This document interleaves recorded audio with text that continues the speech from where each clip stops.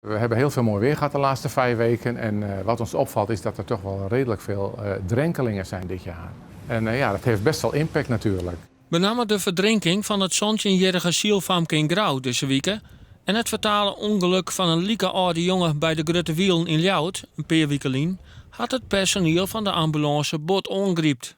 Het zijn jonge mensen aan wie je vaak alles gedaan hebt en als het dan niet lukt, dan heb je wel een goed gevoel over de hulpverlening, maar aan de andere kant heb je een rot gevoel over datgene wat er gebeurd is. Zeker als de familie erbij komt, dat geeft vaak extra emotie en ja, dat is ook bij ons natuurlijk het geval.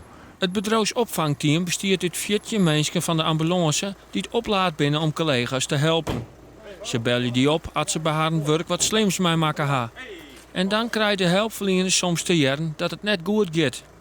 Dat ze zeggen van nou, ik kan er 's nachts niet van slapen, ik kan me niet goed concentreren, ik ben niet wie ik eigenlijk moet zijn.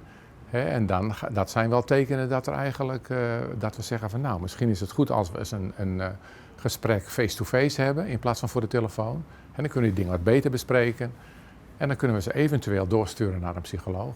Er werken in Friesland 270 mensen bij de ambulance. Een soort van harden hebben we de laatste weken help gekregen van het opvangteam.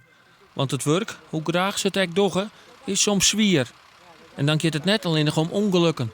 Ja, ik heb laatst een bestelde rit meegemaakt waarvan we een meisje weg moesten brengen. Die ging van het ziekenhuis naar huis toe om te sterven eigenlijk. Het was ongeneeslijk ziek en ja, dan heeft dat ook best wel heel veel impact op ons. Hè? Op iedereen denk ik, zo'n jong iemand. En dan weet je dat ze er 's avonds niet meer is. De dokter komt dan 's avonds en ja goed, dan wordt euthanasie bij gedaan.